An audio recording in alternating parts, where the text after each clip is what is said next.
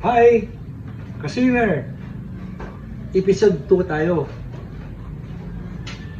Pangalawa, second episode tayo, Ang second episode natin ay yung ulo natin, iba yung una pababa. Ngayon, yung normal lang. Horizontal, kumbaga straight lang. Ganito. Ulo natin. Ito, tubig, bibig, ilong, buhok. Ang paraan dito, parehas lang. Ang diferensya lang, hindi na nakababa ang ulo mo. Kung hindi, naka-one lang. Normal lang, kumbaga.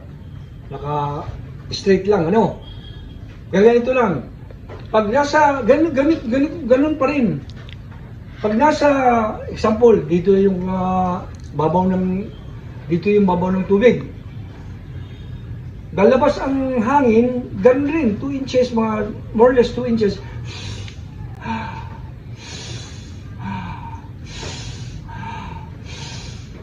Pag nasanay ka sa dandahan, ganun rin. Sanayin mo mabilis, tapos pinakamabilis, tapos pigilin mo hininga mo, at continue pa rin ang ginagawa mo. Parehas sa yung una, nakababa yung ulo mo, parehas pa rin. Okay?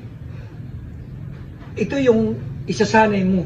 Siguro sa isang, kung kahit man nasaan ka, nasa swimming pool, sa dagat, sa ilog, makukuha mo ito eh. Nandun mismo. Yung sinare ko sa inyo. Makukuha mo ganito.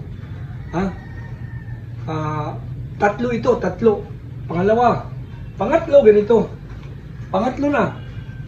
Ang pangatlo, yung ulo natin, medyo na, tihaya naman, sa langit. Papunta sa langit yung natin, paningin, kumbaga. Ganito.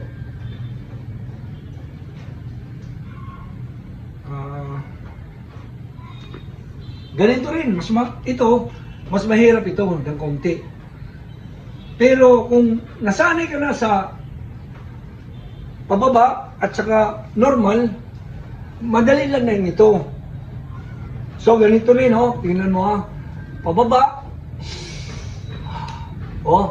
Ganito, Yung bibig, pares pa rin yung bibig. Huwag kayong mag-alaala sa hindi papasok ang tubig yan. Kahit yung yung bibig nyo hindi nakasira, basta kagat lang kayo. Huwag masyadong excuse me, huwag masyadong malakas ang kagat kasi sasakit ang nyo eh. Mamaya sasakit ng baba nyo kung magingipin o Isakto lang. Hindi huwag kayong mag-alala. Hindi papasok ang tubig yan. Kailangan malaman nyo ito. Kasi pag nasa swimming na tayo, ang ating bibig ay hindi nakasira. Kahit nasa tubig tayo. Okay? Kaya, isanin na natin ito. Ganito Example, ulitin ko. Dito, ibabaw ng tubig. Ganito, Tingnan mo, pag nasa ilalim ako, hindi nakasira yung bibig ko, hindi nakasira. Ganito, ulitin ko naman, okay? Ganito, ito, ibabaw ng tubig, example.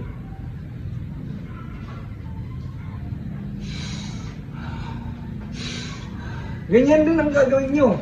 Dandahan, mabilis, pinakamabilis, tapos pipigilin yung paghinga ninyo, tapos continue na naman. Hanggang sa masanay kayo na parang ito, lalo na ito, yung pagpigil ng pahinga, nagpigil ka ng paghihinga ninyo, tapos wala nang oxygen ng katawan ninyo, bigla kang bibigay ng oxygen at saka lulubog ka sa tubig, kailangan masanay ka hanggang sa parang namamasyal ka na naman.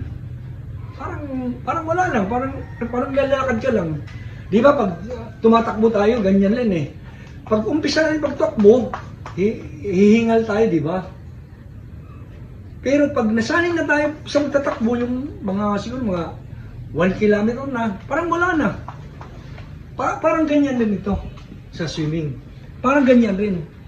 Kaya ang practice dito, ang pagsasanay, ang umpisa, ito ang pinaka-importante. Yung pababa, tapos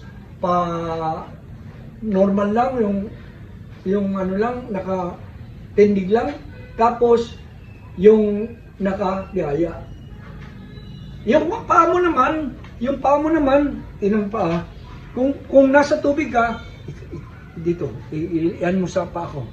Kung nasa tubig ka na hindi ka nasa pool, nasa dagat ka, ganun mo yung paa mo para hindi ka mag abante at saka atras. Or nasa ilog ka. Example, kung yung current ng ilog dito, ano ka ba ganun?